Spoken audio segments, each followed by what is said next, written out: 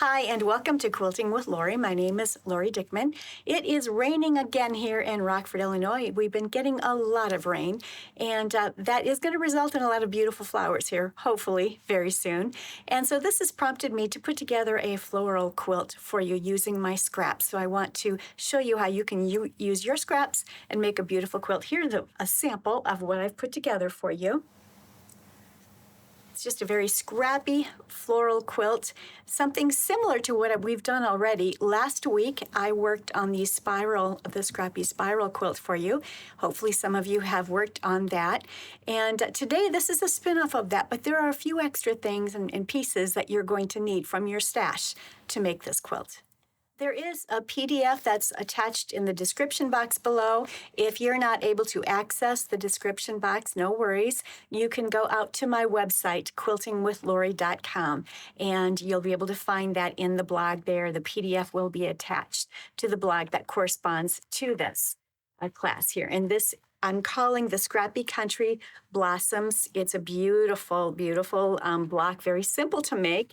As I mentioned, it is a spin-off of last week's block.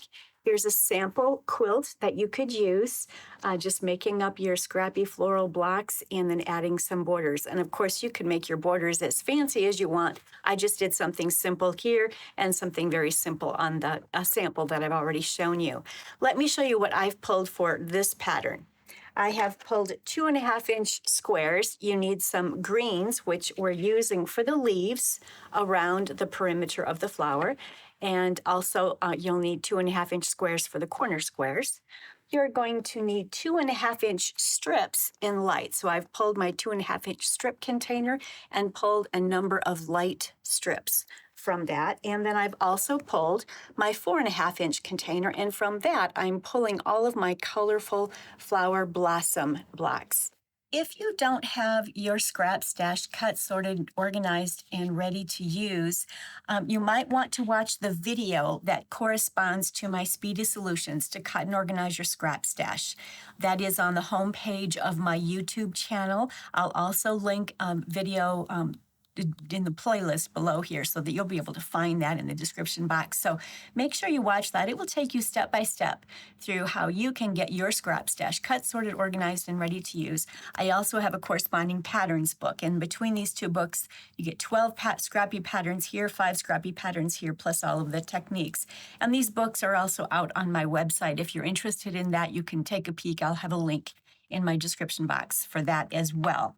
But that's how I have gotten all of my scraps cut, sorted, and organized. I'm using those techniques that I have developed, and I love those techniques. They work beautifully for me. Hopefully they'll work well for you also. So I'm pulling my scraps that I'm needing for these blocks. And one thing to keep in mind, we're pulling, in this case, I'm pulling 4.5-inch squares for each of my blossoms. Let's say you don't have 4.5-inch squares, but you have 5-inch squares. You absolutely could use those. Your block will end up being just a little bit bigger, but you can certainly pull 5-inch squares to create your blossom petals, and you're simply going to snowball one portion of that block, just like we did last week in the spiral scrappy quilt that we made. So let's take a look at what we need for each block, and these blocks are 12.5 inches unfinished. And I'm using 4.5-inch squares for my blossoms. I am also pulling strips from my strip set, and I'm subcutting those 2.5-inch strips. So I'm using 2.5-inch squares for the corners as well as for the snowballing. I'm using light, and you can change all the values in this. You don't have to follow the values that I'm using, but I'm using light in the corners. Those are 2.5-inch squares in the corners, and I'm using 2.5-inch squares to snowball the blossom petals. I'm also subcutting my 2.5-inch strips. In my case, I'm subcutting 4.5-inch rectangles in order to have them match each of these. If your blossom block is a 5-inch block, then you would want to cut or subcut your 2.5-inch strips into matching 5-inch strips. So your rectangles would still be 2.5 inches wide, but they would have to be 5 inches so they matched your 5-inch square. And of course, you can do this with additional sizes. Maybe you have 6-inch squares that you're using or 7-inch squares that you're using. That is fine. That will all work. You just need to make sure when you subcut your 2.5-inch strips that you subcut the length of them to match the length of that square. So in the PDF, it explains to you exactly what you need for each block, and you're going to need 4 of the, in my case, I'm using 4.5-inch squares for the blossoms. So each of these blossoms is going to be a different blue. In many of these, I used blossoms where I actually found 2 squares that matched. You can do that. You can match all of them, have everyone different, totally up to you. So I've got 4.5-inch squares, and I'm going to take 4 of these light 2.5-inch squares, and I'm going to snowball each of these blossom squares. And I'm also going to need 4 of these 2.5-inch lights for each of the corner squares. Then I'm going to need a total of 8 of my 2.5 by 4.5-inch rectangles.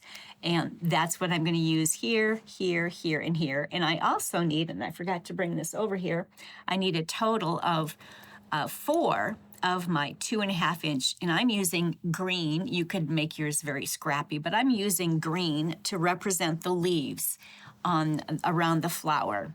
So 4 of these rectangles are going to be snowballed with a 2.5-inch green in my case. And then 4 of the rectangles will remain as they are, just a 2.5 by 4.5-inch rectangle. So that's what you need for the square. It's all included in the PDF. So make sure you grab that. And now let me show you how to put this together. I've laid out this square or this block as you're going to be putting it together. And as you've probably seen from many of my videos, I like to web my blocks together. And I'll talk to you about that in just a minute. But I've got my 4 blossom squares in the middle, and I'm going to snowball each of these. And I'm going to snowball these 4 with some lights in my case. And you'll want to make sure that you'll follow the PDF and when you get them snowballed, and it doesn't matter as you're snowballing a square which side you snowball it, because you can just keep turning the square until it's in the right position. But you're going to simply sew from a diagonal line to from one corner to the other corner. It'll be a diagonal line, and then you'll trim away the excess. And you saw that last weekend. I'll show you how this is done in a minute, but you're going to snowball each and every one of these squares. So we'll do that with the lights. Then we are going to snowball 4 of these rectangles with the green 2.5-inch square. The one thing you have to remember when you're snowballing a rectangle, you can't just keep turning it to make it work properly. You do need to make sure that you snowball each and every rectangle on the same side going in the same direction. And so in the case of these, what we're going to want to do is snowball, let's see, I guess I'm snowballing this one right here. And I'm going to go right side down, and we're going to sew from corner to corner there. And that matches that one. Then every single square, every single rectangle that you snowball has to match this. If you accidentally snowball on this side, it's not going to work. As you can see there, that's going to be a completely different snowballed rectangle. So make sure that each and every rectangle is snowballed the same as you put them around the square. I have used a marking pen. This is a blue water-soluble marking pen. You can use a pencil, an ink pen, it doesn't really matter. This is going to be in the seam allowance, so it's not going to be visible unless, of course, it's a very dark permanent marker, and that might show through. So just be careful of which pen you choose. But I have gone ahead and marked diagonal line from one corner to the next, and I have just assembly line fashion sewed all of these little 2.5-inch light squares to the 4.5-inch colored square, and this is called snowballing. And I'm simply going to remove the excess here. I'll cut it away, and then we'll press this open, and that will be the snowballed square that will create one of the petal blossoms in the quilt.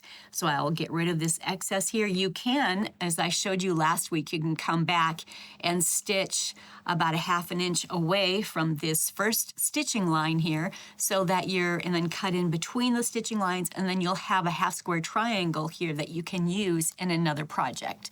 So I recommend doing that. I didn't at this point. I think I'm going to put these in my crumb stash, and I'm going to do some crumb quilting with them. But these 4 are ready to go, and as I mentioned with the square, it doesn't matter which side you snowball, it is a perfect square, and you can just keep twisting the square until you have the snowball portion in the right position on your blossom square. Now let's take a look at the rectangles that I have snowballed. So I again have a line that I've drawn from corner to corner on these, and we're just going to press it back. We'll cut away this excess right here, and I'll do that in a moment. And then we have a 4.5 inch long by 2.5 inch wide snowballed rectangle. But you must make sure that each square is placed on the same side and that you're sewing in the same direction.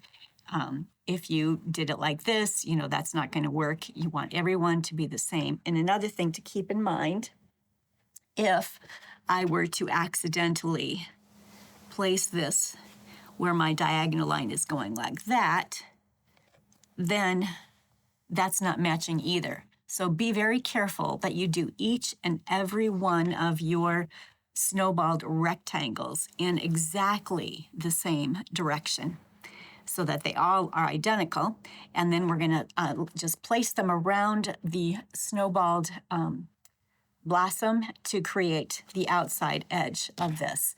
So I'm going to go ahead right now and trim this away from these 8 pieces. I'm going to press them, and I'm going to lay out the block and show you how to put it together. So I have trimmed away the excess fabric from each of these rectangles, press them open, as well as the squares. I trimmed away the excess, pressed it open, and placed them. First of all, I placed my blossom squares in the middle, and be sure to orient them so that each of your snowballs are positioned just like this. Just follow the photo in the PDF. That will help you. And then I'm positioning, of course, the 4 2.5 inch squares are going out in the corners. And then you have 4 of the 2.5 by 4.5 inch rectangles, or 2.5 by 5, or 2.5 by 6, or whatever size square you started out in the middle. And then just subcut those into that same measurement. And then you're going to place the rectangles here and the snowballed rectangles in these positions. And that is the layout for your block. And what I like to do is put this at my sewing machine off to the left-hand side, and then I will grab this top section here. I will flip this over, sew a 1/4 inch seam allowance, leave it in the machine, grab these 2, put them together, continue sewing down, grab these here, continue sewing down, and then the 4th one here, and continue sewing down. So pretend this is all webbed together with a seam that's gone through there. Then I'll bring them back over, and I'm going to do the same thing with the 3rd row. I'm going to grab this one and bring it over, grab this one, bring it over, grab this one, bring it over, grab this one, bring it over. And then I'll have 2 columns webbed together, and then I'll simply do the last, or the 4th column, where I'll bring this one over, this one, and this one. And then I will have all 4 columns webbed together. Then I can simply stitch the rows together. So there'd be 3 rows to stitch together.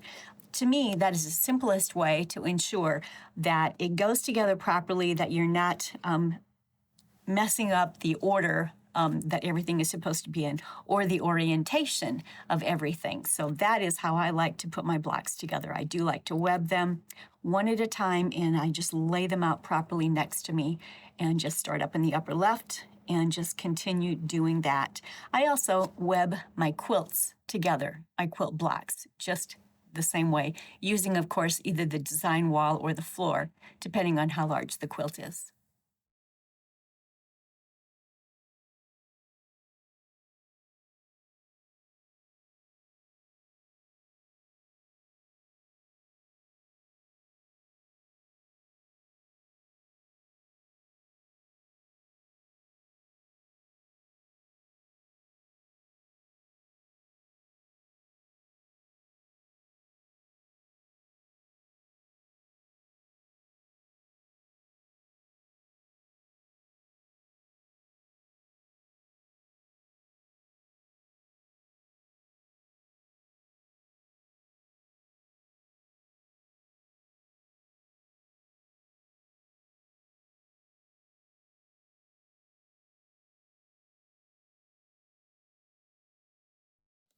I have my block put together. It's basically 4 rows of 4 columns, and we've got the snowballed blossoms in the center. We have 4 snowballed rectangles around the outside of the block, and be sure that you orient them in the correct position. Follow your PDF. And then we have these 4 rectangles as well as the 4 2.5-inch squares. My block, because I am using 4.5-inch squares in the center, my block is going to be squared up to 12.5 inches. It will finish 12 inches in the quilt.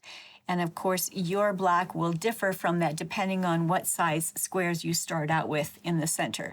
If you use a 5-inch or a 6-inch or a 7-inch colored square in the center, just be sure that you subcut all of your rectangles so that they are 2.5 inches by whatever that measurement is, 5, 6, or 7, etc. This quilt could really be a great one to go together very quickly if you're using very large blossoms in the middle. So that's something to give some thought to. I do want to point out that I have a 52-week scrap block series that I put together. I created a new Scrappy block every Monday for 52 weeks in a row. It started in October of 22, and I have PDFs and video tutorials for you out in this playlist. I'll link that playlist in the description box below. I will also, you can also find it if you just go to my homepage on my YouTube channel and grab the playlist icon there, and you can find it.